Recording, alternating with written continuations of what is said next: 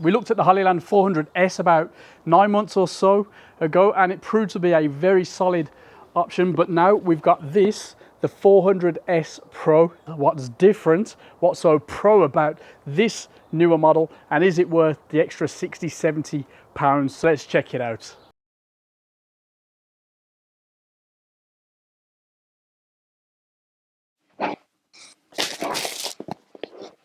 We've got the instruction manual, and this is everything else. 5 antenna, so one spare, we'll put that away.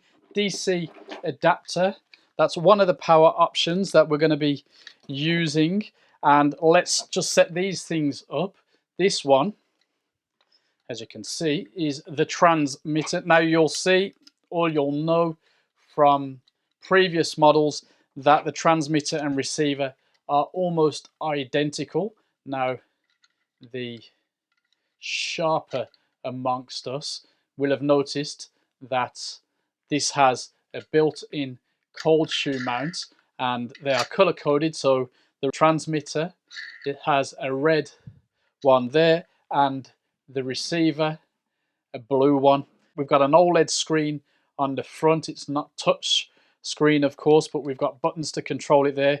Not sure how I feel about that logo. This looks like some weapon from a sci-fi game or something, but actually it feels nice. It's all metal but pretty light too. You can put your L battery in there, USB there, HDMI in there, DC power option there. The on-off button is now a soft touch sort of button.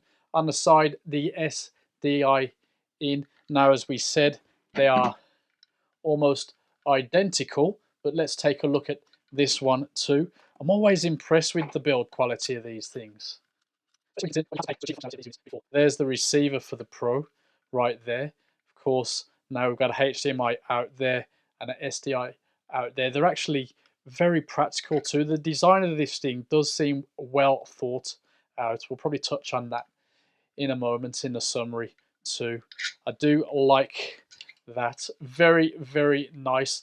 Of course, we're getting 400-foot line of sight range over 5G Wi-Fi. I don't tend to go that far from the camera, but on set, that can be very handy, especially if you're working in a different room. So maybe 1 or 2 walls between you and the shooting camera.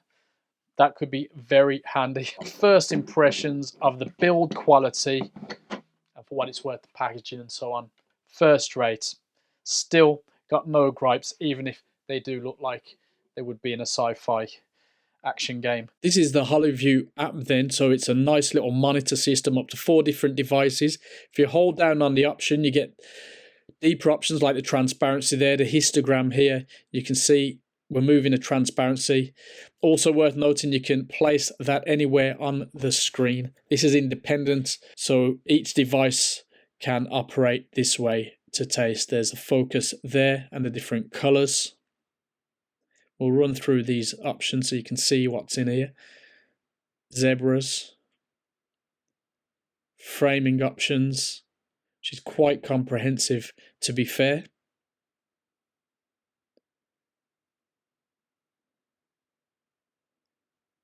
Now we'll go on to magnify, very handy function right there. False colors, so we hold down there and that's what you're getting in false colors. Monocolor, so there's red, green, blue, grey, and you can set it to off.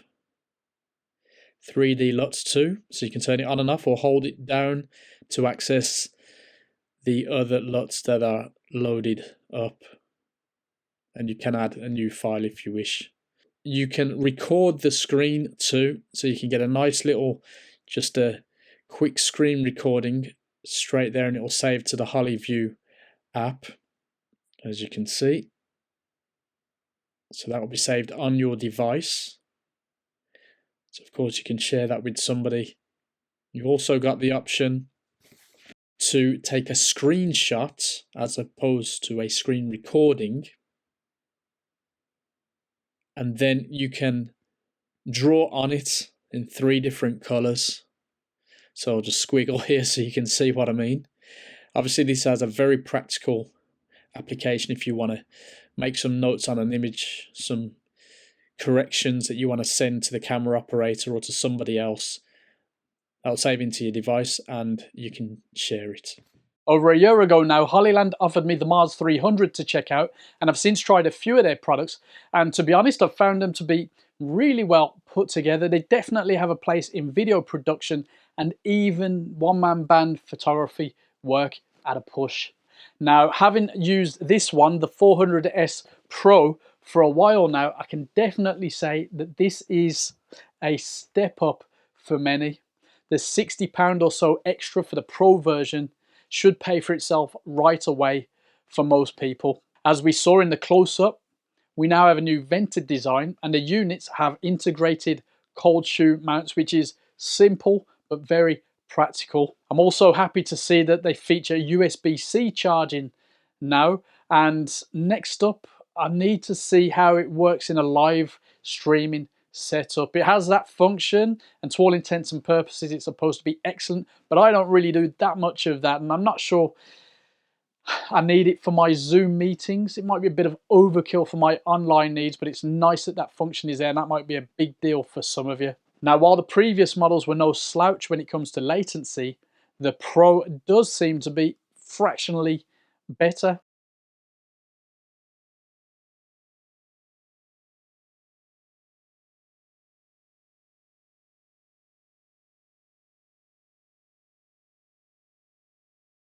Another welcome upgrade is the higher data rate, which I haven't really noticed yet, but then I'm not particularly pushing the feeds that hard at the moment, but it's good to have a little bit more future proofing in there. And finally, we have a quieter fan mode.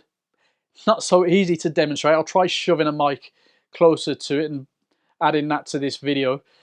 Indoors, it's basically silent at its quietest. Outdoors, you're probably not going to notice anyway. It may well be a winning feature for some of you, and yeah, if you've got mics very close to the devices as they're shooting, yeah. Anyway, here's a random little clip to see if I can demonstrate it for you.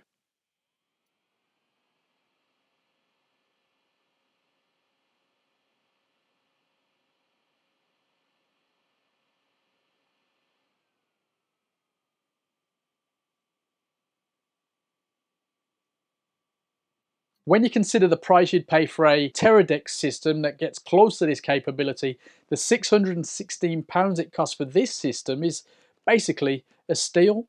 Clearly, it's aimed at a prosumer or pro, for want of a better phrase. And, you know, if you're getting paid, it's an easy investment. It's very worthwhile. You might be okay with a non-pro version. It is more than capable, but on its own merits, this version is another quality practical tool with excellent build and well thought out design. Let us know if you've used this or anything similar in your work or even personal projects. There's way more potential for tools like this, and we look forward to seeing what Hollyland come up with next. For now, subscribe for much more, and I'll see you in the comments below.